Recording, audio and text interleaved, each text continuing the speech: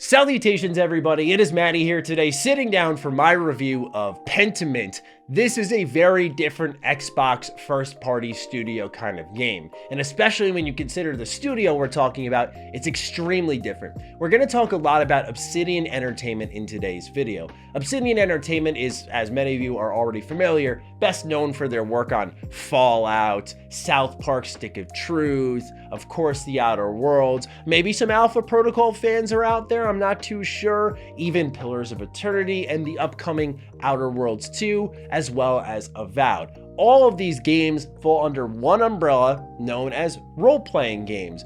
And now in their last two releases, they've really broken their own mold, where we have a survival game with some light RPG elements known as Grounded, and it's surprisingly one of the best games of the year. And then you have Pentiment today.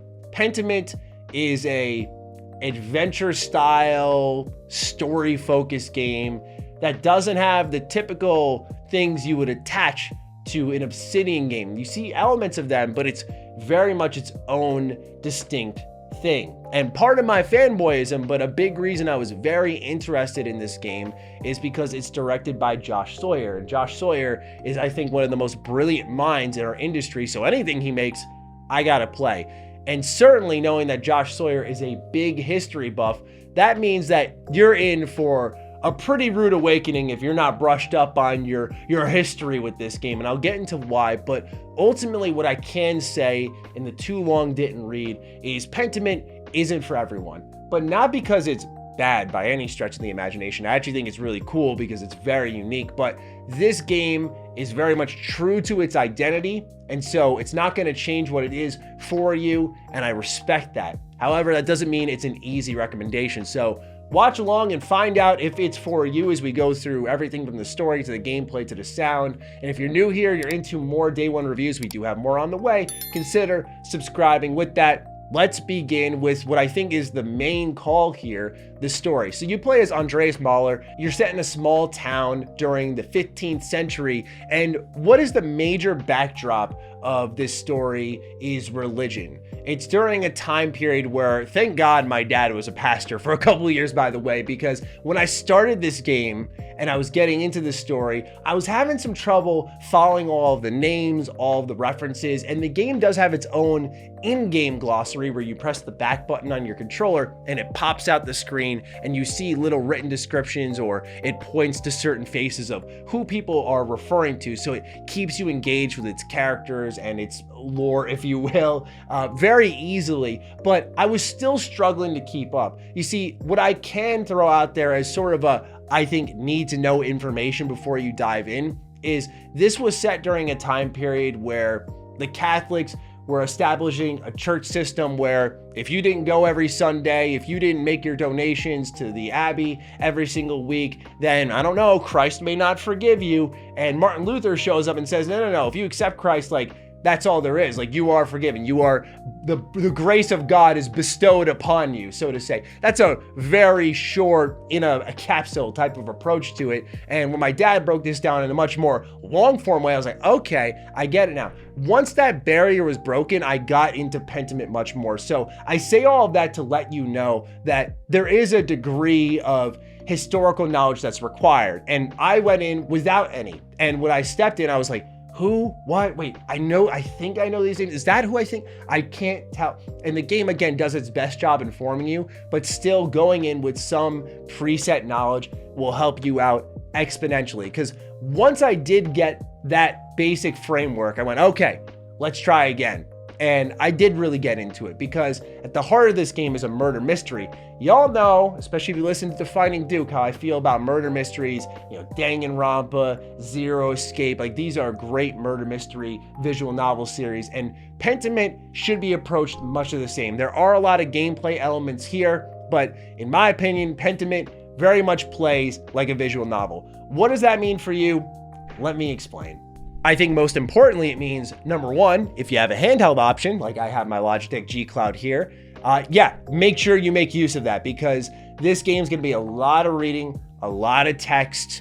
There's no voice acting, there's very little music, which I'll touch on those in a little bit in a more critical manner, but this is a game that I don't think you're going to have to be posted up on your, 60-inch 4K television. You probably want a smaller screen for this that you can just enjoy in bed. That would be my personal suggestion.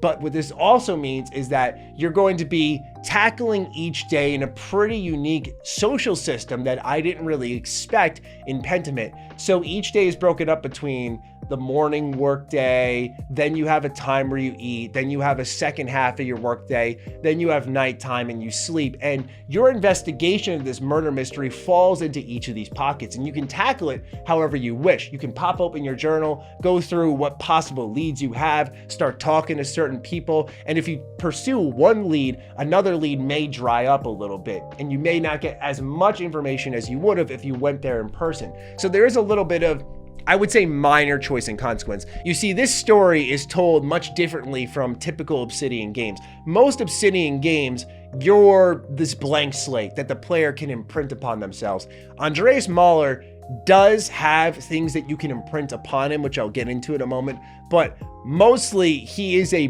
predetermined character. He is an artist. He did come from Nuremberg. Like, he does have qualities and traits and ways of speaking and mannerisms and approaches to situations that are predetermined. You do not get to imprint yourself and say, I'm going to be evil Andreas Mahler today. That's not necessarily how it works in this game. What you can imprint upon him are things like his studies. Did he study medicine? Did he study commerce? Where did he travel? Did he go to Italy, perhaps? Those are the things I picked. These are the little wrinkles that you can get where you start to see some Obsidian elements there. Between that and the dialogue choices, this is where you see the most Obsidian energy, but otherwise it is a totally different game. Now, given the fact that you're going to be reading so much and consuming a lot of dialogue, I have to say I was really disappointed by the lack of voice acting here. Now, I do understand why it's not here. When you likely consider the team size, the game's budget, and the price of the game, it's going to be really tough to make that money back if you're selling what I would consider pretty niche product at $20 a pop and you're planning on putting full voice acting into it.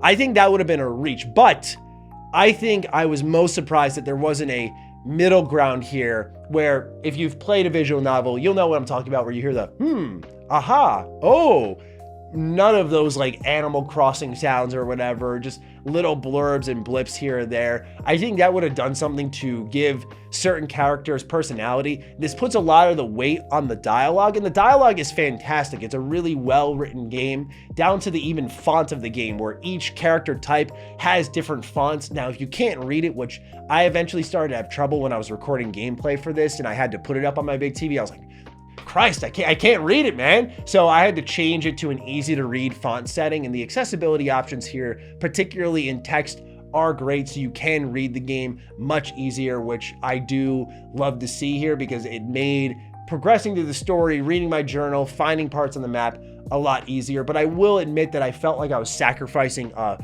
part of the charm of the game. But back to the writing, the reason the font style is important is each time someone says something, you hear like a pen scraping a piece of paper, and it's gradually filling out the font in ways that it would be done back in the 15th century. So it's a pretty cool attention to detail that I only knew about because I heard Josh Sawyer say it, but I do appreciate that they went to this length here. And you'll see that the way the story is told is as if someone's writing a book themselves, because you'll see sometimes there are misspellings of certain words and they'll erase those letters and then replace them. And I don't know, it's something that adds to the charm of the story delivery, but again, it comes down to accepting it for what it is. This game doesn't have voice acting, and I think more disappointingly, it doesn't have music. You just hear ambient sounds everywhere. And I appreciate that it's just willing to sort of be a more muted experience, because we live in a day and age where every menu is blaring music in your head, but I think a little town theme or something could have gone a long way to adding personality to this game, because it really puts all of its chips on the table on that murder mystery, and praying to God that after you go through the initial character development phase of an hour and a half, learning who's who and how you imprint yourself and put those wrinkles in Andreas, that once you get to that murder, that you're going to be hooked. And I have to say, there is a hook there because of the whodunit aspect of it. And as you go through and find more clues, it's like, okay, this is deeper than I really expected. And you can't wait to get to the next day to see what things you may investigate. And there are certain things that you can only do in certain points of the day. So strategizing how you investigate was one of my favorite parts of the game for sure. So the story is really good. I didn't expect anything less, but yeah, the story here for Pentiment is a worthwhile ride. I felt very satisfied when I was going through it. I felt satisfied piecing it all together. And I think that's attributed to the easy to understand mini games. None of these mini games are designed to be difficulty based. It's again, a very accessible title. This was a big focus for Obsidian. You could tell as much. And so yeah, when you're going through, say, oh, a piece of paper with heavy imprints, let me use charcoal on it. You just hold the A button and move around the left thumbstick. Eventually it autofills. The most engaging one I had to do was looking at an astronomy chart and then matching it up with symbols and then filling in this word and then realizing, oh, that's Latin, and then the game translates it for you.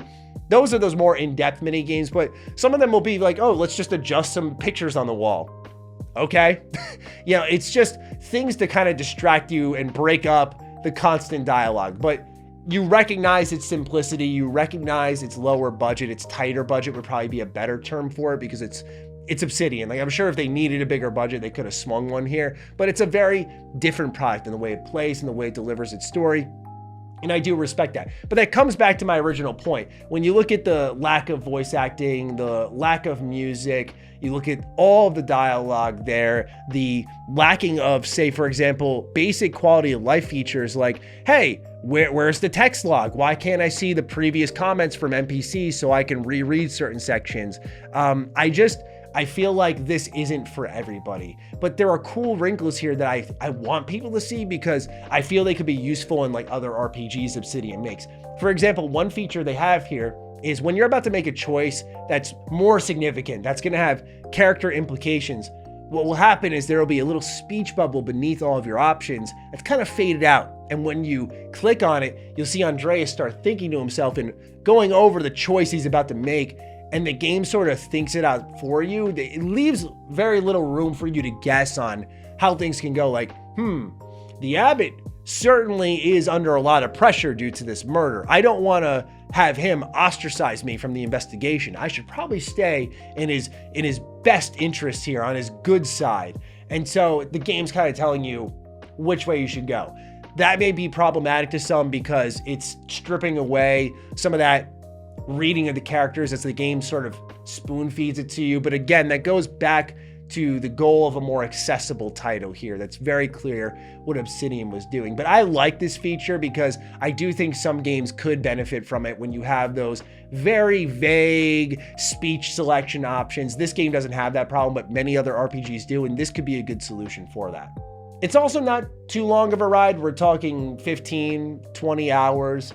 You'll pop a lot of achievements along the way, which is a pretty good feeling, and you can't get all of them in one playthrough, unfortunately. I know some people look at those visual novel style games and go, oh, okay. No. So what I will say is Pentiment is a game that, given it's on Game Pass, is worth a try. I'm very big on suggesting things that are different to you all. It's why I didn't really go hard on, we'll go back to an older review, Scorn. Scorn was broken for me, but Scorn wasn't a bad game by any stretch of the imagination. It was just for a very particular crowd.